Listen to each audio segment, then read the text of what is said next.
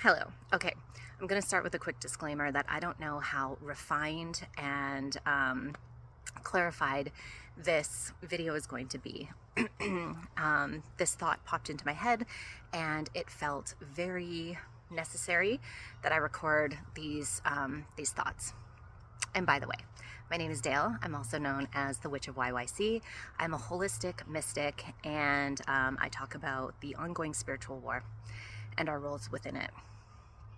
Okay, so I hear this concept a lot that humanity is in this spiritual evolution, okay? And I've kind of had beef with this term. I didn't really realize why until just now. And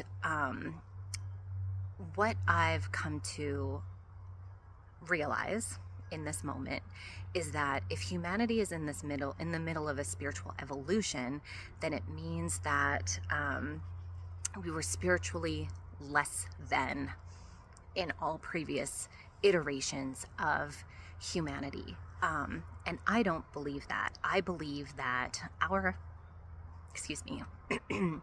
our ancestors, maybe that's bringing something up, or maybe it's the kombucha. Anyway, were much more spiritually evolved, to use that term, than we are today. And so if we are in a process of evolution right now, then that means that we have been through a process of de-evolution. Because really, what does it mean to be spiritually evolved and awakened and in tune? Personally, I think it means that we have an understanding that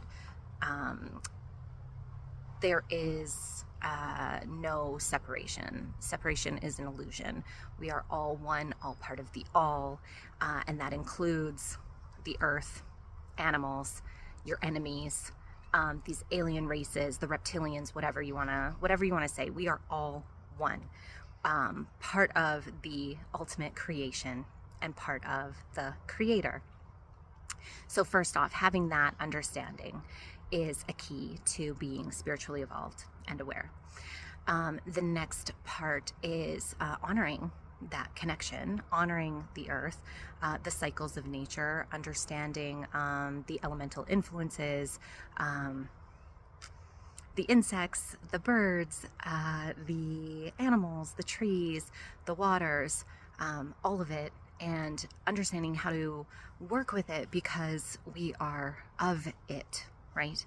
And this is all knowledge and wisdom and intelligence that every indigenous peoples and ancient peoples have had.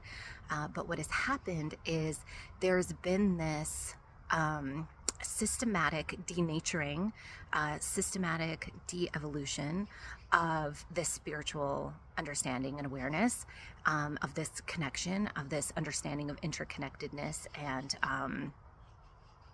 that has happened, I believe, intentionally. I believe that's part of the spiritual war.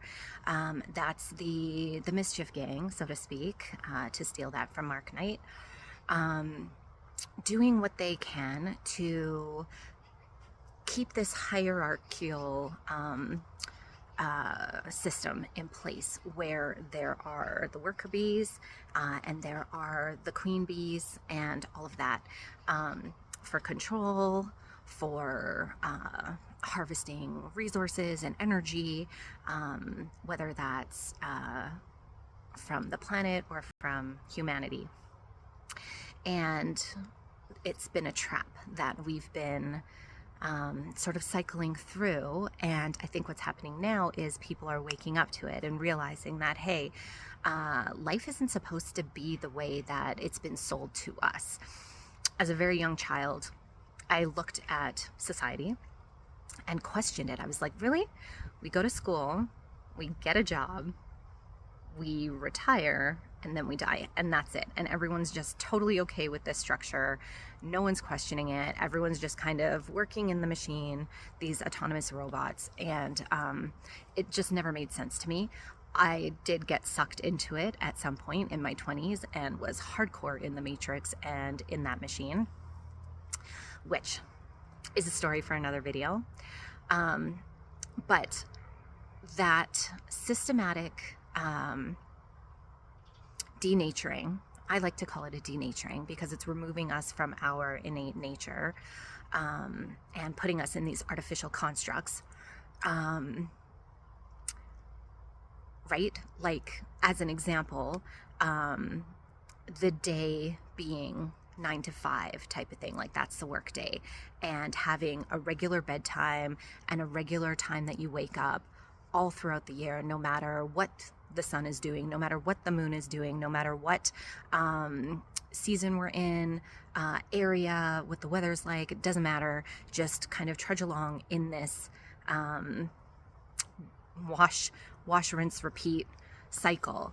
And how does that make sense? It doesn't make sense. If you think about it logically, in this realm that we're in, it doesn't make sense. For the corporate machine, for the capitalist machine, for even the communist machine, for all of these systems that have been put in place to kind of, control humanity, makes perfect sense. That's brilliant strategy, and it's been working, and people are still trapped, still stuck in that system. Funny. Just a little gust of wind. Okay, now what is also coming through is that this AI revolution is 100% part of this denaturing system. Okay, it's another thing that's taking us away from our creativity, from our cognitive abilities, from critical thinking, from connection with other people, from connection with ourselves. I'm hearing all these stories about people saying that, well, I'm speaking to my spirit guides through AI, and it's just a tool that can be used for good, and it's just how we harness it. And ultimately, it's artificial. It's right there in the name, you guys. And like, it's not like they're keeping this secret, but we're buying into it and thinking like, oh, this is going to make my life easier, right? Convenience, safety, security. These are some of the main excuses, reasons, traps that they use to keep us in this denatured system and to take us away from our intuition, our connection to spirit, to God, to the creator, to ourselves, to others. And ultimately, I'm not buying it. I'm not buying it, you guys. Yes, I am speaking to you through a camera, on the cell phone, on the internet. Has technology helped us? Yes. I do think so, because we've been kind of trapped in the system. However, we're at a point now where if we are truly spiritually evolving, it's time to remember our biotechnology. It's time to really connect to the intelligence, the wisdom, the abilities that we have forgotten. And I say forgotten with quotes like that because it hasn't been forgotten so much as it's been stolen. It's still within us. And I don't think that we're in this process of spiritual evolution. I think we're in a process of spiritual remembering and coming back to this wisdom that is within every single one of us. I think to some degree we all feel it. It's conditioned out of us. It's,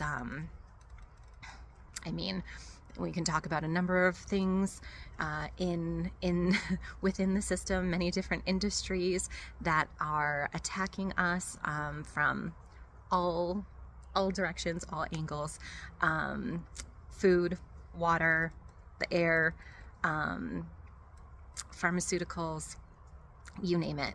There are a million different avenues that are being taken right now to keep us from this remembering. And I gotta ask, why? There is so much power that we each carry, and if we could harness that, first off, if we're aware of that, amazing. If we can remember it, even better. And if we can harness it and use it to really make a difference and to change this reality and to break out of these structures and these systems that are no longer working. Just imagine what the world would look like. That's it.